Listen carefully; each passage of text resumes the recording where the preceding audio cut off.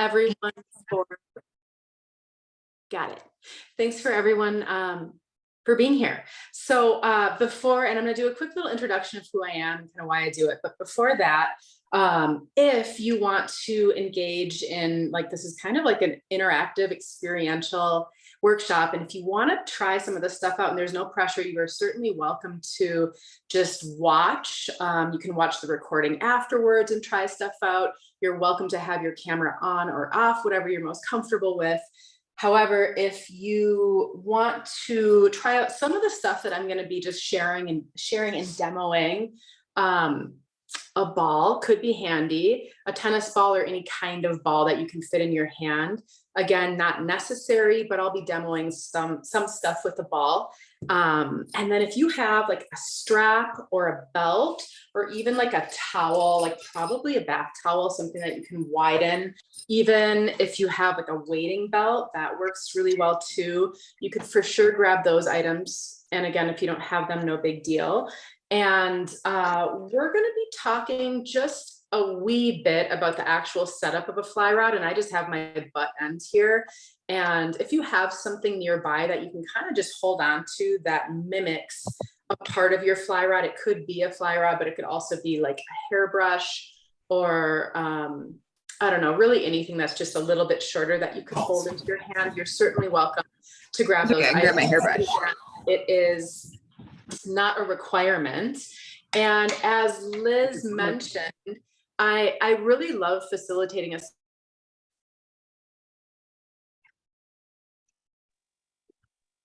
cool. So please feel free. If you have questions throughout, you are welcome to chime in by raising your hand or using the chat or just sharing what your question is. So don't feel shy if you come up with some questions. I'm going to try to leave a little bit of time and space at the very end to open up a Q&A forum.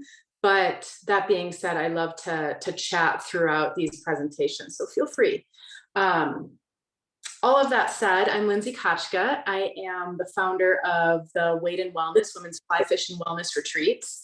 I am a fly fishing instructor. I'm a licensed guide in Montana, and I am also a longtime professional mobility specialist, yoga teacher, mindfulness teacher, strength coach. So I've kind of combined all of my kind of life's work and passions over the past 15 years or so to create this resource for fly anglers. And the reason that I started to dig into this work and really contextualizing mindfulness and mobility and strength and just general movement in the realm of fly fishing is mostly because I didn't see a resource available for fly anglers. So, you know, as I started fly fishing, and I've been fly fishing for just under a decade, when I began, I just started to notice right out of the gate that there were a lot of physical challenges that I was encountering.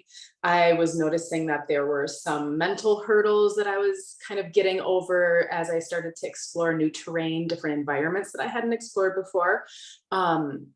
And then of course, I also noticed it, like the obvious mindfulness component and meditative quality of fly fishing, which is honestly what drew me to it in the first place.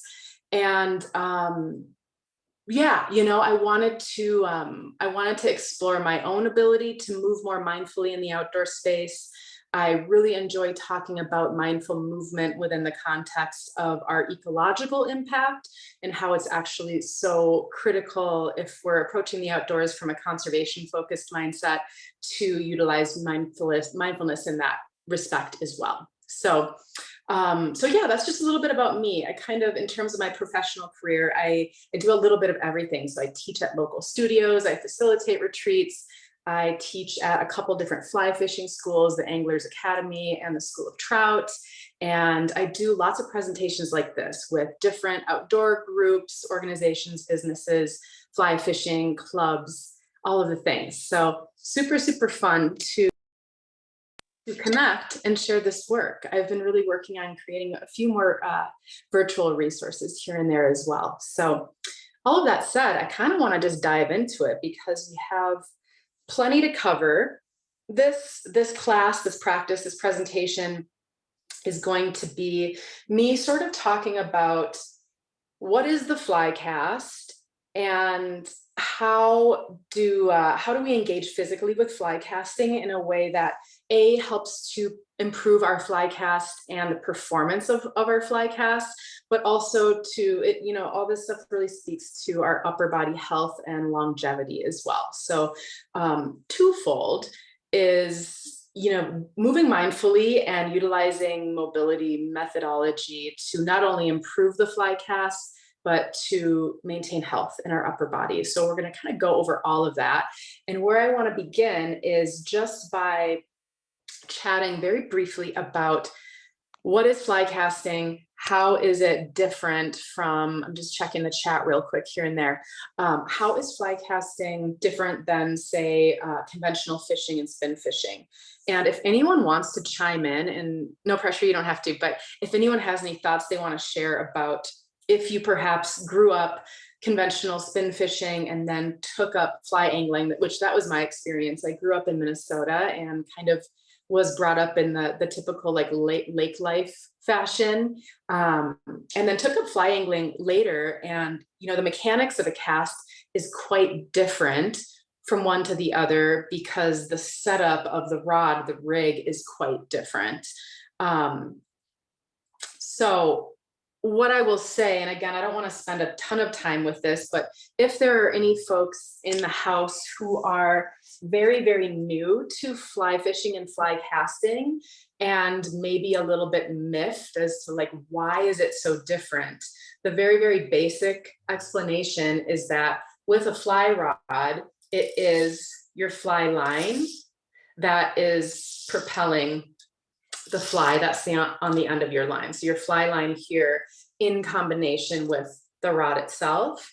Whereas if you're spin fishing or using any conventional gear, it is typically the tackle that is propelling. So that is one of the reasons why a fly cast is very unique and different.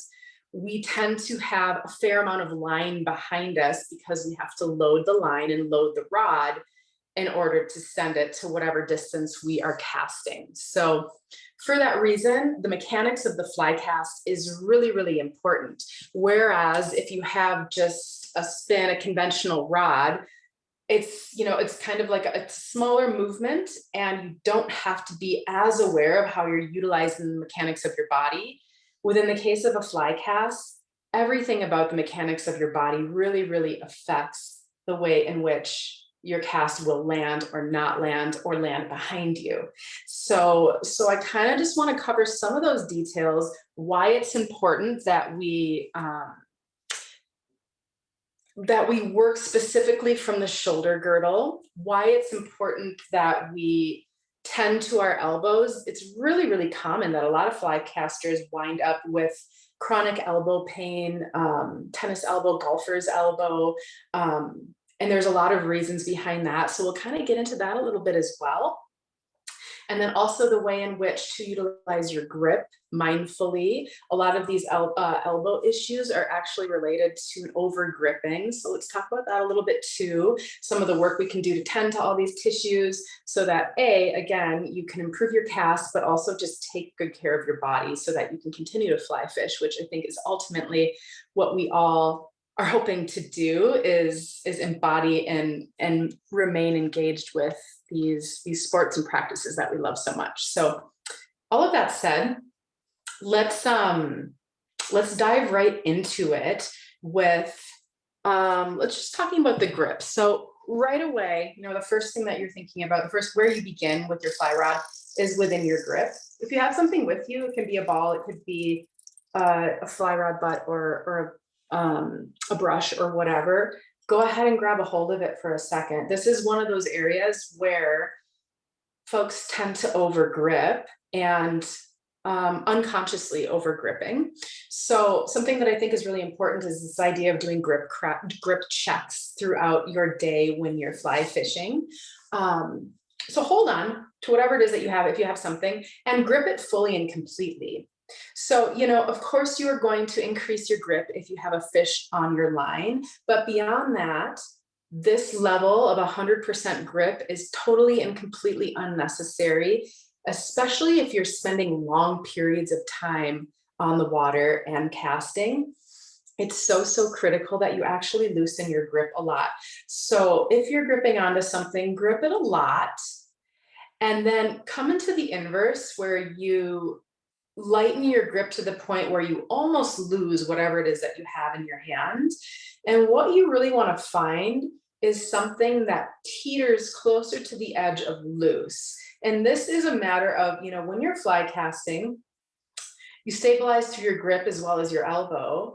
You oftentimes stabilize through your wrist, elbow, and you're mostly moving from the shoulder. So the grip really needs to sit somewhere that is a little bit lighter and a little bit less extreme, again, to support the health of your elbow, your hand, your wrist, your forearm.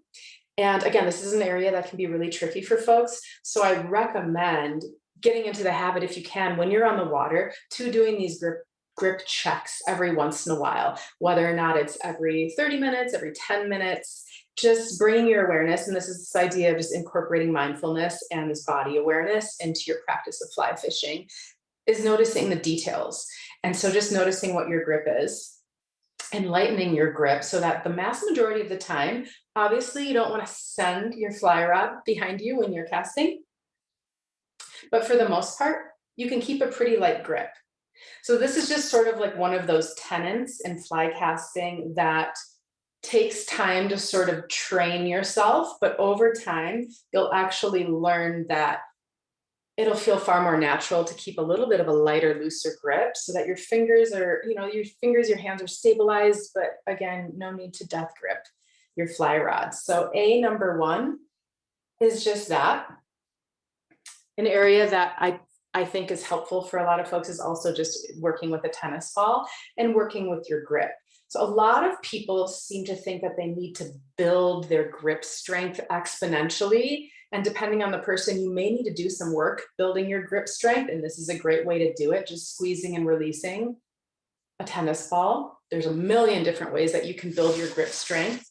So yes, we're kind of coupling strength along with lightening the load and not overdoing it. So just working here and reminding yourself that you can also lighten your grip is really, really helpful. Outside of your grip, let's look a little bit at the wrist. So you will, if you've worked with a casting instructor before, or if you've even just watched some YouTube videos about beginners fly casting, you will hear folks talk a lot about not breaking your wrist.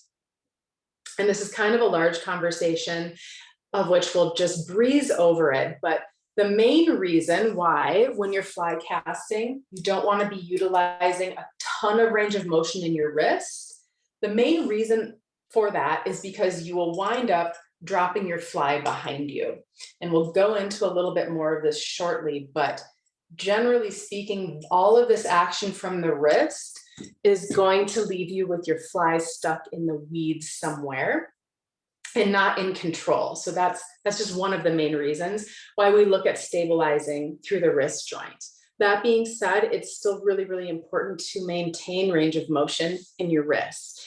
Number one, most important movement in my book for anyone in any of their joints throughout their body is controlled articular rotations, which is a fancy word that you don't need to remember. All you really need to know is that it is a slow and controlled rotation through the joint that allows for you to move through the full range of motion. The point being that you are lubricating the entire joint the whole way through. So if we're talking just about wrist health in and of itself, and if I had to choose just one movement pattern for you to use to maintain healthy range of motion and mobility in your wrist, first and foremost, it would be that controlled articular rotation. And I'll show you all what it looks like. You are more than welcome to try it out, follow along, try it later, whatever. In the world of functional range conditioning, which is the method that I'm trained in with all this mobility specialist work, we really recommend going through these every single day if you can. That being said, being reasonable, if you can do them just, once a week, that's good too. So you can take one of your hands, your arms right out ahead of you. Take your other hand And then just grip around your forearm. The reason being, we're going to try to minimize any movement throughout the upper arm and localize it just to the wrist itself. So you can take a hold, and then you can start with your fingertips straight down. And like I mentioned just a moment ago, you really want to come into the end of your range of motion. So fingertips down and then even pulling back toward the underside of your forearm. So this should feel like work. Any of these controlled articular rotations are going to feel like work. So once you come to the end range, when you hit this sort of roadblock and you can't go any further, you can start to take your fingertips toward the midline, towards center.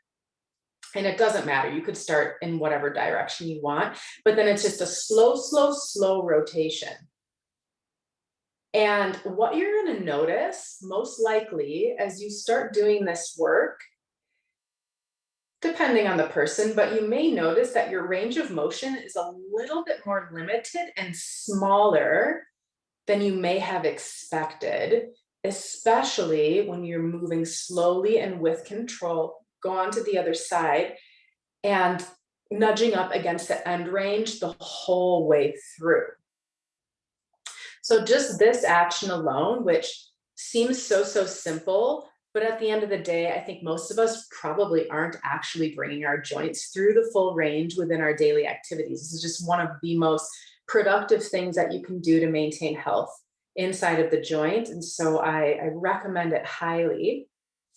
So, even though you have your probably one dominant hand arm that you use while fly casting, of course, do it on both hands and wrists as often as you can, as frequently as you can.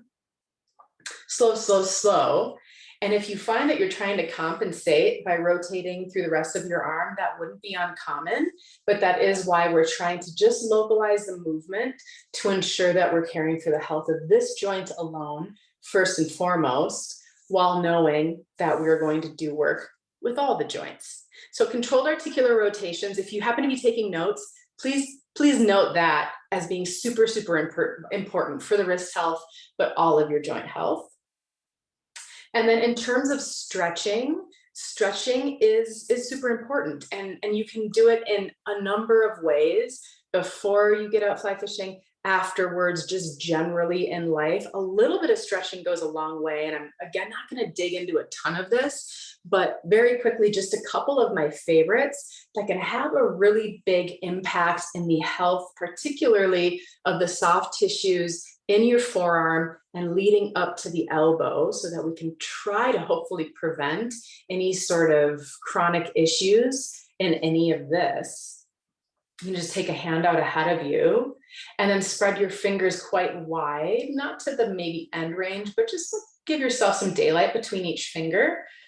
And then it's just simply pulling thumb back, a few seconds, and then you can move to the forefinger and middle finger and ring finger and pinky. So, you can roll out your wrist like so, and this is fantastic and great. However, just be sure that you remember and differentiate. This is not coming into my end range. It's a little bit more loosey-goosey. So still really, really good for the joints to just move a little bit more casually through the range, but then also coming into those full controlled articular rotations for sure is going to build more strength and control inside of the joint. And then in terms of any other stretches, coming down to hands and knees, if that's accessible for you, you can for sure just do some of this action where I'm just making sure you all can see me. You're on hands and knees. I have my right fingertips to the right, left fingertips to the left, shifting from side to side. Some people might have the range of motion available to turn fingertips back toward your knees. You can draw forward and back to just stretch through the tissues in your hands, your wrists, and your forearms, all the way leading up into your elbows. Doesn't have to be complicated at all. Pretty simple stuff. You can also come to the top of one hand with your palm facing up, fingertips facing the midline, and then just like these little mini push-ups to stretch through the top line of your forearm and rest. A way to do that without being on hands and knees is just simply here and here. This is all great and wonderful.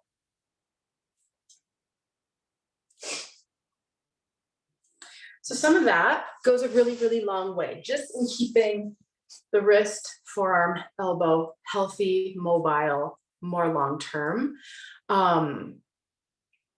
That being said, stabilizing the wrist is important as well. When we're talking about the fly cast, again, we don't want to actually be utilizing a ton of range of motion in your wrists while fly casting. And a lot of this just comes with muscle memory and putting the time in. As you know, anyone in the crowd who's been fly casting for a long time surely knows that kind of the wonderful thing about fly casting is it is this sort of lifelong process that evolves, and it's a practice that shifts over time.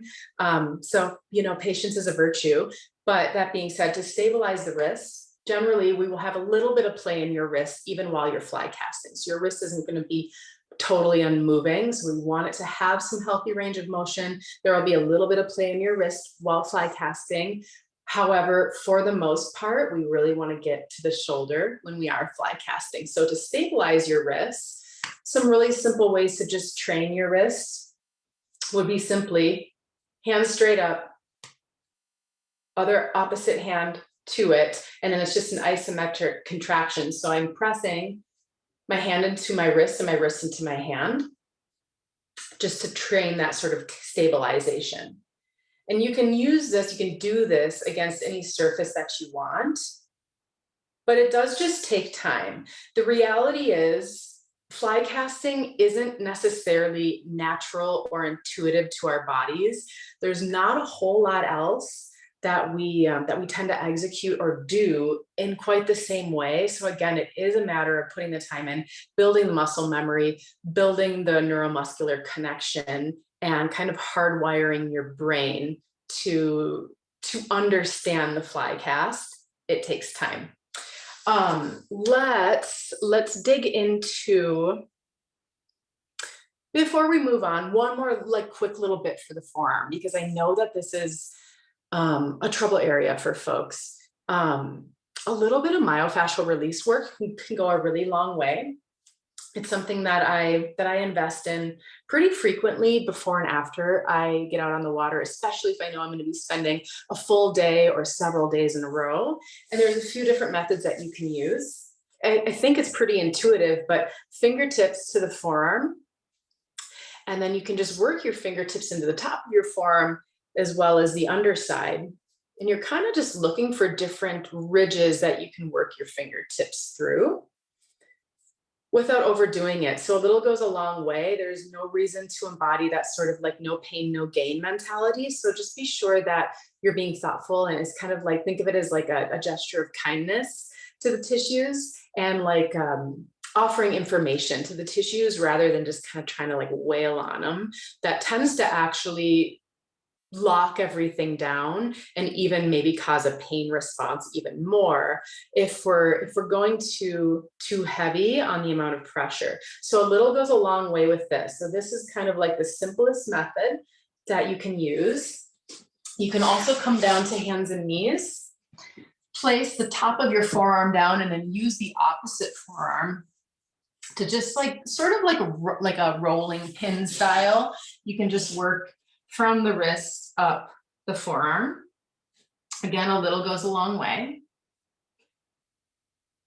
And then finally, if you wanted to, you could also utilize a ball. I like a tennis ball better. I know sometimes people will use lacrosse balls, and I won't say it's necessarily a bad thing, but they're really, really hard and can sometimes just be a little bit too intense for a lot of people. So you can get specific massage balls, but a tennis ball is nice because it has a good amount of give. It's financially accessible, far more so than some of the other fancy stuff you'll see in the fitness market. So tennis balls are your friend for sure. And you can just definitely roll across the tissues of your forearm with a tennis ball. And that can be really great too. And again, a little goes a long way. So you don't have to spend a bunch of time, but a couple minutes kind of sprinkled in here and there will make a really big difference. So So I recommend it. Any questions as of now before we forge ahead? Feel free to shout them out or pop anything into the chat.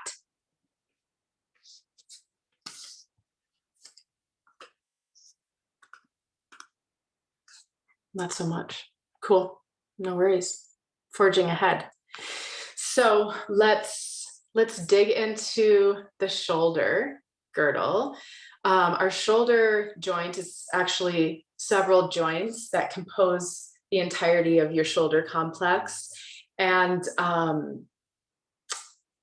it's really, really important to kind of speak to all of them and to spend some time teaching your body how to cast from the shoulder, which can be a project. Something else that I just really quickly want to share is that this is not the end all be all only way to fly cast. For any number of reasons, there are tons of different adaptive strategies for fly casting. This is sort of like for your very typical, classic, traditional pick up, lay down fly cast. That being said, if for any number of reasons somebody doesn't have access to their shoulder, there are lots of ways that a fly cast can be customized. Not something that we're going to dig into tonight because it's kind of just a whole different, much larger conversation and topic. But I did just want to note that because I think it's important that, like, yes, this is your sort of like typical traditional fly cast, but there are a lot of different ways to fly cast outside of this, a lot of different styles. And perhaps we can go over that stuff another time. So all that said, the shoulder. Controlled articular rotations, once again, if you're looking at limited range of motion in your shoulder, or just wanting to talk about what is the number one thing that I can do to take care of my shoulder health overall, if I had to pick just one thing, again, it would be that slow, controlled rotation through the shoulder joint, just to keep it healthy, strong, mobile, to the best of my ability. I'll show you what it looks like. Again, feel free to check it out as I go through it if you would like. There is the option, and I'm going to just do this seated. You could do this seated on a chair, down on the ground. You could also do it standing just as easily. Lots of different ways that you can kind of contextualize your body to move through this stuff, but I'm just going to do it seated because this is where I'm happen to be hanging out now. I'm going to take a ball into my hand to bring a little bit of tension and grip, but I'm not going to grip like crazy. So it's like a 50% grip or so. And then similar to when we were doing the wrist controlled articular rotation, we're going to do the same thing in the shoulder itself. And this is like the shoulder capsule that we're looking at. And what I want is to try to minimize any compensation from the rest of my body. So when we were doing the wrist rotation and I was gripping onto my forearm, this time around, I'm going to take my other hand just to my trunk, and you can kind of place your hand anywhere for the reason of giving yourself a little feedback. What tends to happen when you have a like kind of limited range in your shoulder is your spine and your trunk is going to want to try to make up for it and spin your body around. So what we're going to try to do is just stabilize through the central region of your body and then just work with the shoulder itself. Not because all of this stuff isn't meant to work together as a sort of orchestra, but because we want to first speak to the shoulder health right now. That's what we're working on. So grab a hold of something if you would like. You don't need to. You could just have a fist, and that'd be cool too. And then I again have my other hand just to give myself some feedback. And you'll start by taking your arm into the overhead plane. So shoulder flexion, this is a large part of the range of motion that you use while casting. Albeit it looks a little bit different while you're fly casting because you have a bent elbow. But for the time being, arms straight up. You could have a tendency to kind of arch through your back. That would be a good example of your spine compensating. So it's a little bit of front body into back body. So you stay connected here and just come into the end range in the shoulder. So do your very best to keep your spine neutral, stable. And then with that, you can drive your arm back as far as it's willing to go. This is going to look pretty different person by person. Some folks may be way out here, and this might be your stopping point. Some folks may be way back here. It just depends upon the range of motion that you happen to have available in your shoulder as of today. And then the rotation looks like armpit spiraling out. And when you're doing this, you really want to think of like corkscrewing from the root of your shoulder. And again, if I really wasn't paying attention to what I was doing, it would be my trunk spinning this away. Instead, keep all of this stable, and then it's armpit out, out, out as I continue to rotate, scooch a little bit so you can see me a little bit better, all the way through my shoulder. So once I get to this end point here, my palm, the ball is facing up behind me, and then I'll hinge straight back to my stopping point. And then you can pause, you can hold the isometric for a few moments, and then you're gonna just reverse to come back around. So it's armpit opening up, I'm rotating from the shoulder, I'm not moving through my spine or trunk at all. And then it's all the way slowly up and over. It's really important for you to emphasize moving really slowly and with control. I'll do it one more time so that the whole way through, you are again nudging up against the full end range that you have available. So slow, slow, slow, all the way through, and then back. So as you're doing this, you will feel the shoulder capsule along with some of the shoulder blade working at the same time, though it's mostly the shoulder capsule. So that is number one. Number two for your shoulder cars are your scapular cars. And I will show that from hands and knees, but you could also do it just seated like so. But your scapular cars is just, again, you're not moving through your spine at all, it's just the shoulder blades. And I like to kind of share the visualization of considering your shoulder blades kind of moving across your upper back, similar to like an accordion opening or closing.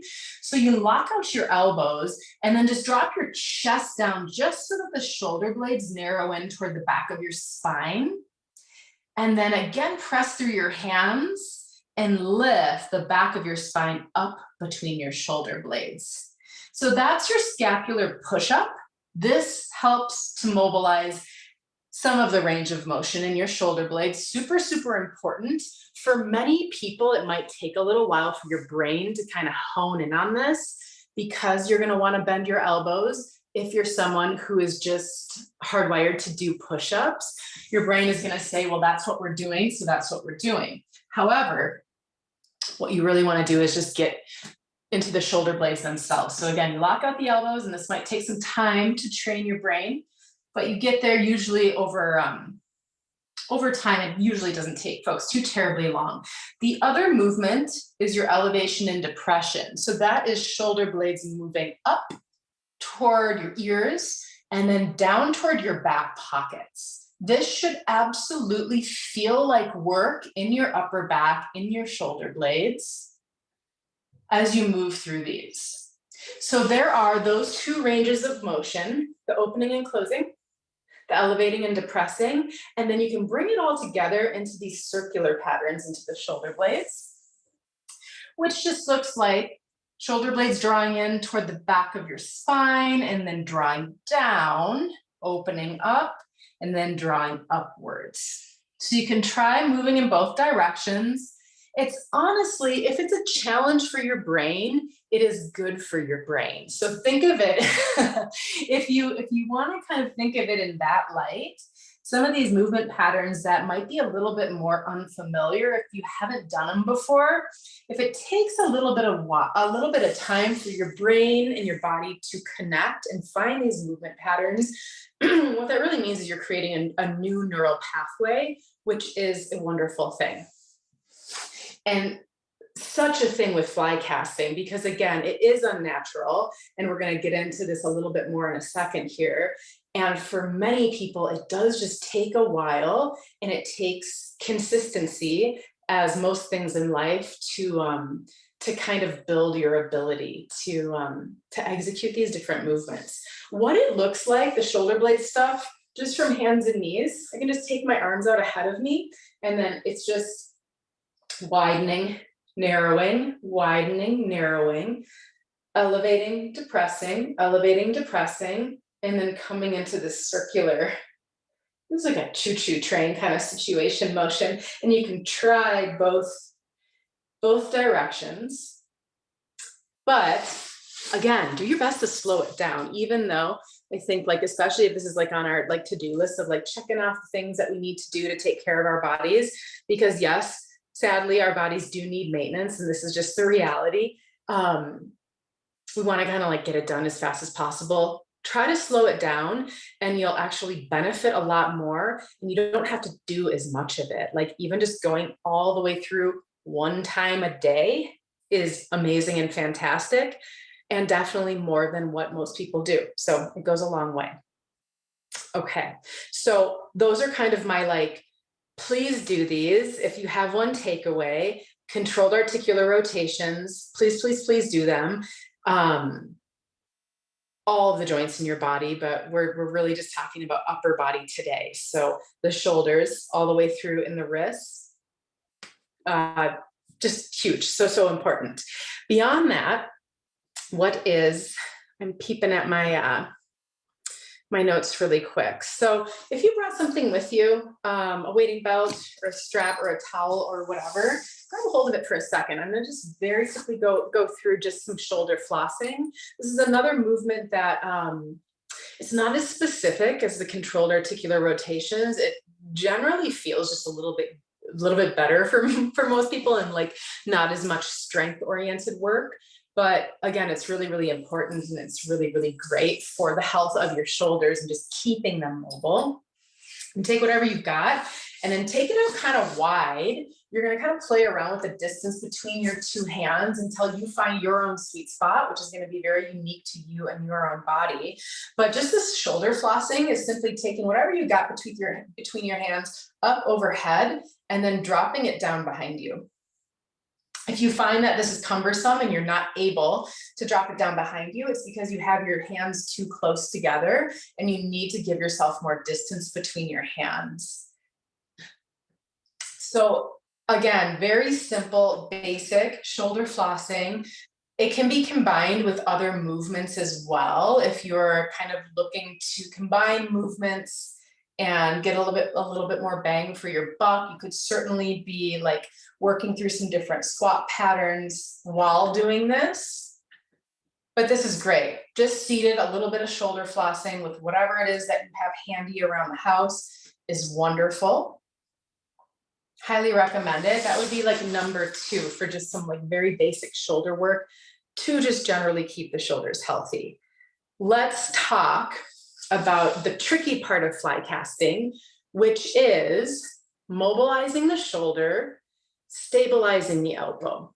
So when I talk about fly casting from this sort of neuromuscular angle, this is the tricky part for most people. And this is what I've seen in most people is that, we generally use the shoulder in conjunction with your elbow. When you think about like throwing anything, or just most of the things that you do, you have a lot of freedom to use the elbow along with the shoulder.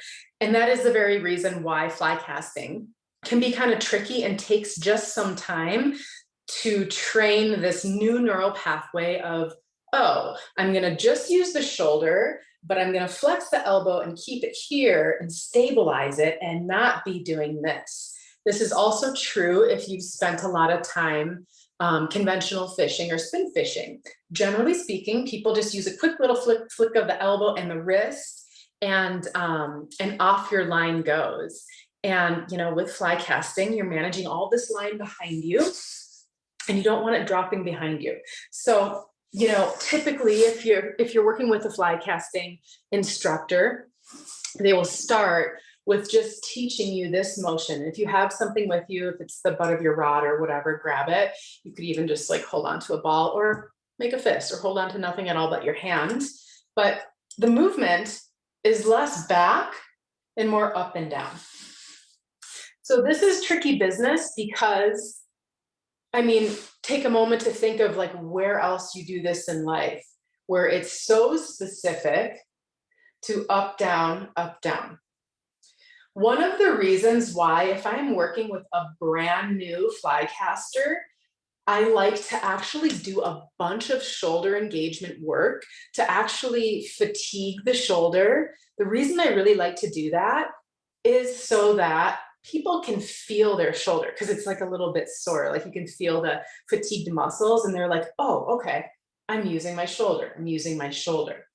So something that can be helpful if you are a new fly caster, or B, you really struggle with hinging from the shoulder and you find yourself just very frequently using the elbow, or the wrist, is to do some work beforehand, even with the shoulder car stuff, to actually just bring some body awareness into your shoulder so that you remember, oh, that's what it feels like to use my shoulder before you even pick up your fly rod.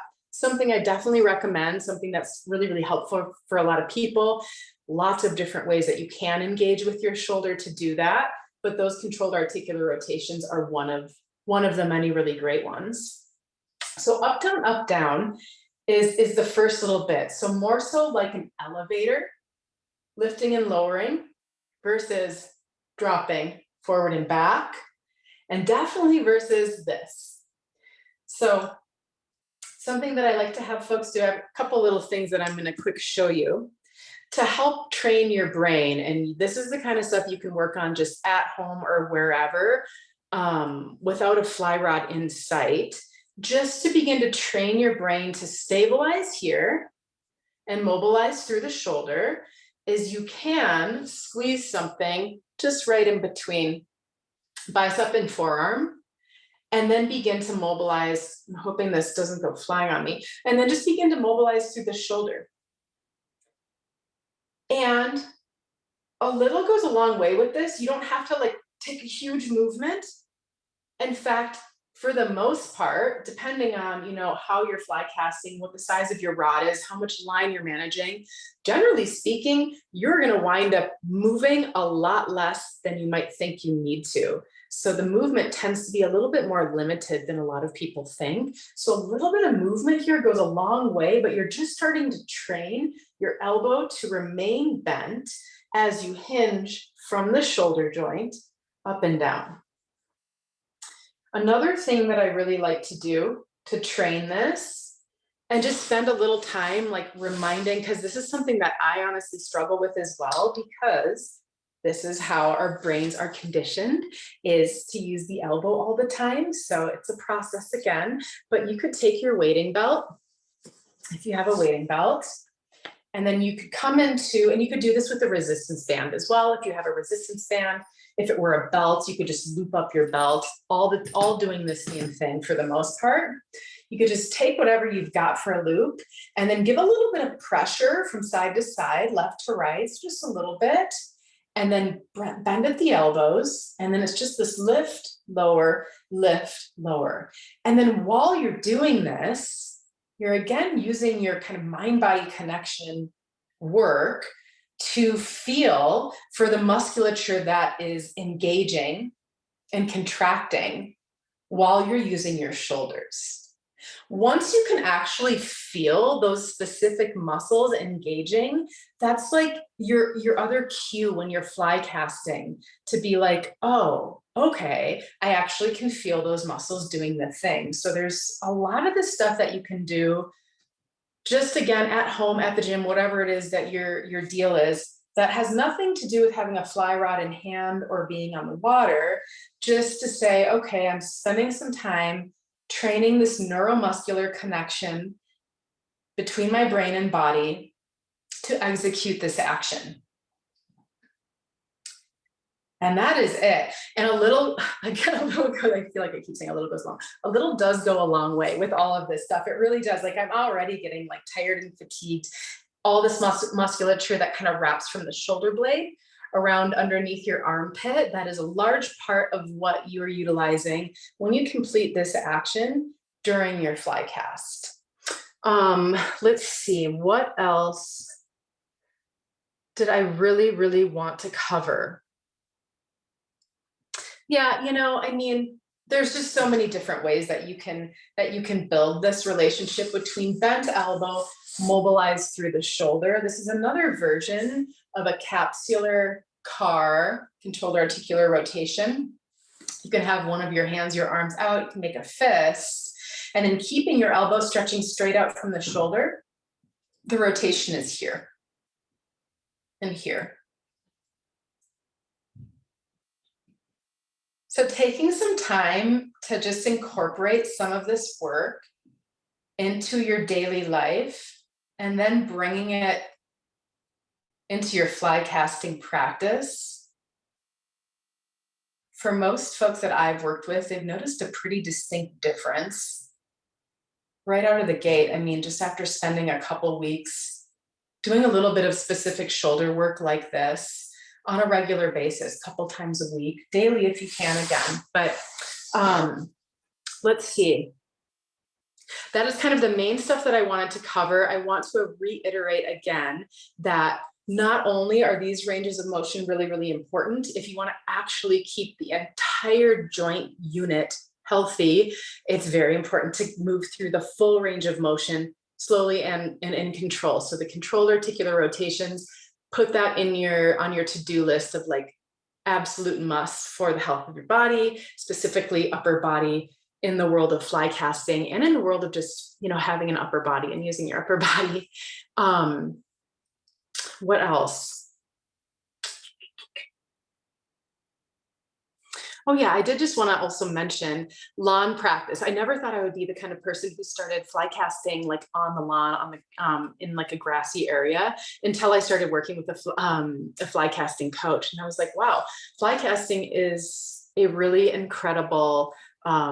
It's an incredible like mindfulness and mind-body practice in and of itself, even if you aren't on the water. But it has a lot of meditative quality, and once you start kind of digging into some of this work, it just becomes a really nice pastime for certain people. So something I would recommend, if that is your cup of tea and you're interested in doing some fly casting practice on the lawn during a month where you might have a lawn. I don't know, I'm in Montana where there isn't much grass to be seen right now, but I would really recommend making a video with your phone or whatever. If you have something accessible for you to watch your fly cast, you will be most likely amazed at what your body is doing while you have no idea or you do not think your body is doing that thing. And this is very true with the elbow flexion and extension, where I, for the longest time, was like, I'm sure I'm hinging from the shoulder, and started making videos. And lo and behold, it is a lot of just sending, which again, it's kind of a longer conversation of like, why is this a bad idea for fly casting? But if I were to just like very simply put, it will not offer you a clean presentation of your fly. And that's something that's pertinent to your success as a fly angler, is being able to present your fly appropriately. So that's one of the large reasons why all of this power and all of this here is a problem. But of course, for those of you who have dealt with your fly in the bushes behind you many times over, which, let's be honest, we all still deal with that from time to time. So much of that has to do with the too much play in the wrist, even too much work in the elbow, and not enough control inside of the shoulder. So let's see. Just checking the chat, seeing if anything is there. Folks, do you have questions, thoughts, questions, ideas? Feel free to pop anything into the chat if you've got it, or you can just verbally share, and that's cool too.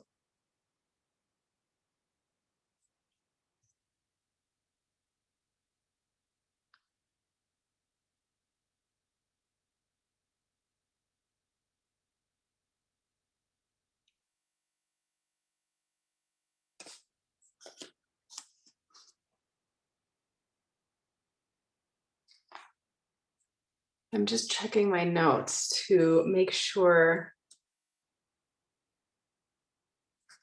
that we covered the stuff that I wanted to cover.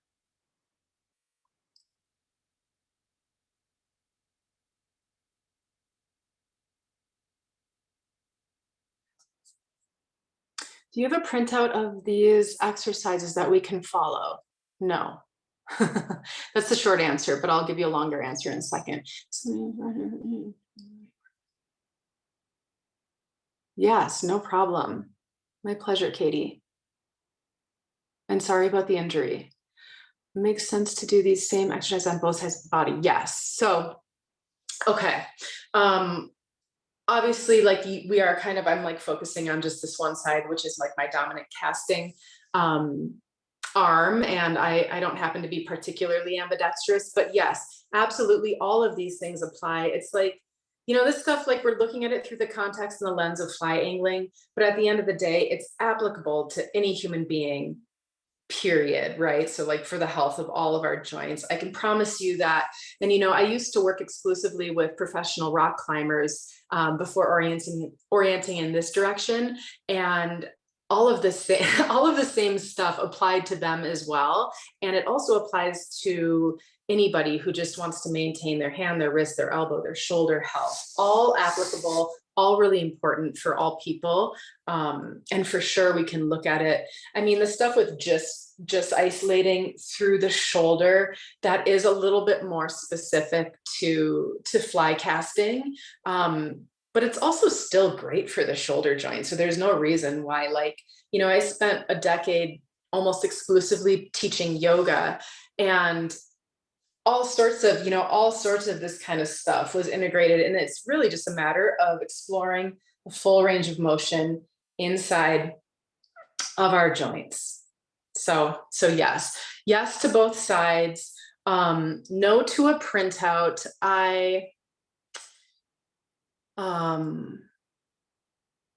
Yes, so the recording is going to be coming through to everybody who signed up. So even people who all of you who joined live, you're still going to get the recording.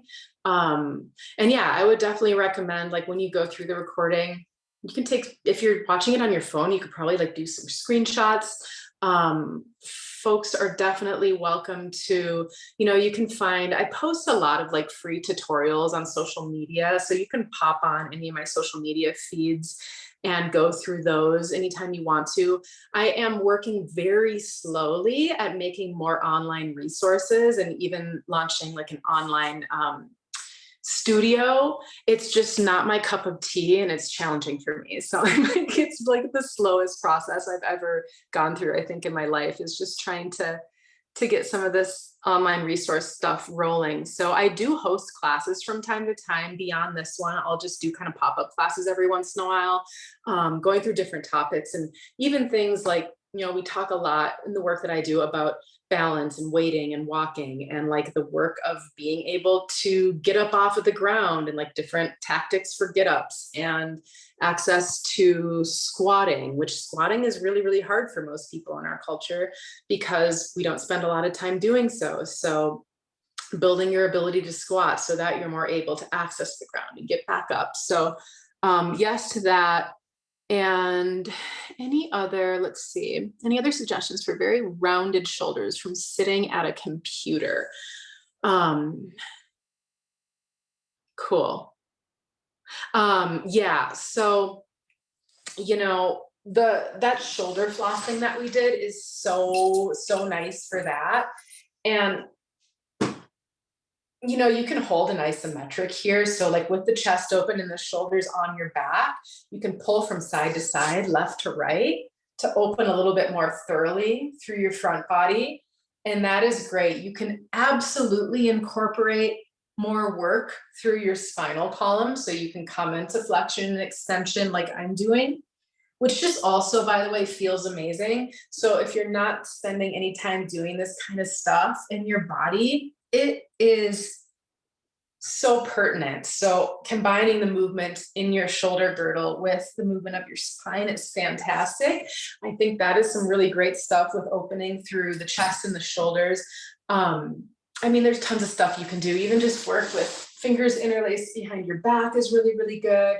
I really enjoy fingers interlaced behind my back and then hiking my hands over toward one hip side, elbow back, flossing through the neck. This is all just good stuff to open through your front body. But I will say, again, and I know I'm a little bit of a broken record here, but if you spend a lot of time in one position, obviously you're aware of that, so you can start to just move your positions a little bit more thoroughly. And changing the positioning of your lower body is going to affect the positioning of your upper body. You'll notice that I'm seated on the floor, and that is for good reason, because I happen to move the position of my lower. I mean, since we've started this presentation, I've changed positions a million times, and here and there and everywhere. And so I'm actually just mobilizing my whole body just by sitting on this presentation. The floor isn't necessarily accessible for all people, and that is a reality. But sitting in different types of chairs on different types of seats, if you're able to, is also going to very much impact your ability to change the position in your upper body. So that is really, really helpful. I mean, I have like just this little stool that I use to like work on my computer, and not all the time. Like, I can't sit on the floor all day, because actually what you'll find is it is fatiguing for some of your different joints over time. But I spend some time on the floor, and that's like, it doesn't really play into the conversation about fly casting, but like the number one thing that I recommend people do is spend more time on the floor, on the ground, if you can, or spend more time in different sort of seated contexts, if you can. It's actually really, it's much better to spend more time seated and getting up, and seated and getting up, if you're able to do that. So that's my recommendation for like some of the rounded shoulder stuff. That there's a lot of different work that you can do, but just changing some of your daily habits is something that I really recommend. And Mary, that kind of speaks to what you asked with the lower body, feet, ankles, specific exercises. Definitely a conversation for another time, in terms of, the classes that I teach that really speak to foot health and ankle strength and durability. And, the fact that a lack of range of motion in your hips will oftentimes be reflected in chronic knee pain and injuries. So like, that is a large topic. But again, seated on the floor, I mean, you can see I'm in these different positions in my feet and ankles. I'm able to load my feet and ankles as well as my hips and knees. And this is like, if you were to go to like a yoga class or a mobility class, people would be teaching you to do this. And I teach people to do this inside of a class setting, but you can also just incorporate it into your lifestyle. So that's like my big number one, is just trying to make these little lifestyle shifts that help to build more strength and durability and range of motion inside of your whole entire body. And that oftentimes also means, like, I recommend that people do a little single leg balancing here and there while they're brushing their teeth or waiting for their water to boil or whatever. And yes, absolutely, if you're not steady standing on one foot, use the support of a wall or a chair or whatever is near you. But other than that, spending time barefoot, I have to say, it's just, again, it's like kind of a cultural thing. And also, a lot of us are just roaming around out in the world all the time. Of course, we need to wear shoes or boots or whatever it is, but giving your feet the ability to build strength, that doesn't typically happen when we're wearing our like kind of traditional modern footwear. So just spending time barefoot around your house, or just in socks even, for like a half an hour a day, will actually give your feet more time to build the strength that they're actually designed to embody, and everything up the upstream of your feet as well. So yeah, that's those are my thoughts on that. And let's see, let me just make sure I didn't miss anyone. So yeah, no printout, but I would say,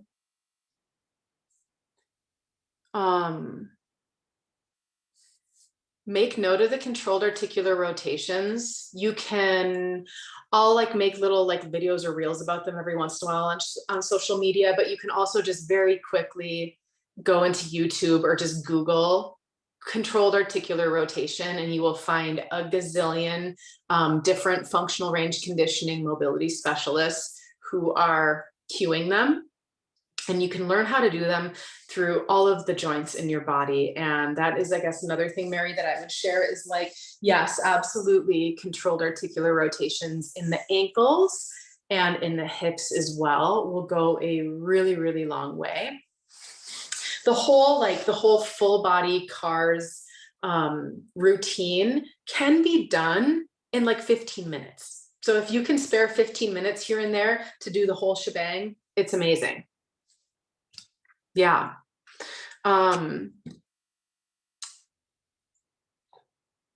Anything else?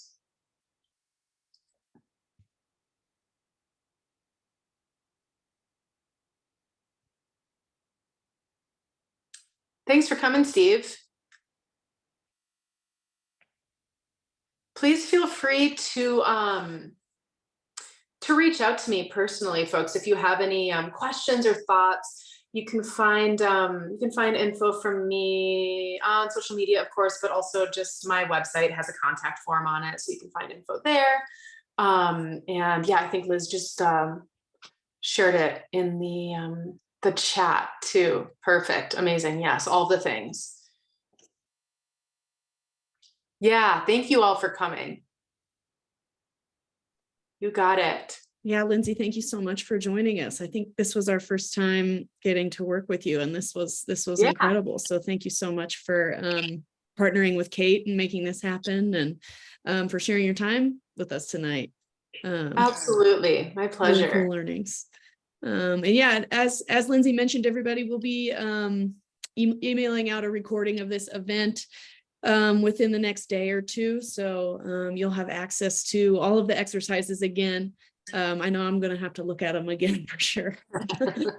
We breezed through kind of a lot. I know. It's amazing though. There's so many different cool things to do. So it's definitely a good one to like circle back to and spend some more time really like what you were talking about, like paying attention to all of the like movements and just how things like interact with each other. It's cool. Totally. Yeah. Cool. Well, thanks again for having me. So nice to connect with you all and support the community. Yeah. Okay. Well, I guess if we don't have any more questions, we can call it for the evening and go enjoy dinner or dessert, depending on how late it is for people. Yeah. Okay. Awesome. Well, I'll stop the recording and we'll end our meeting.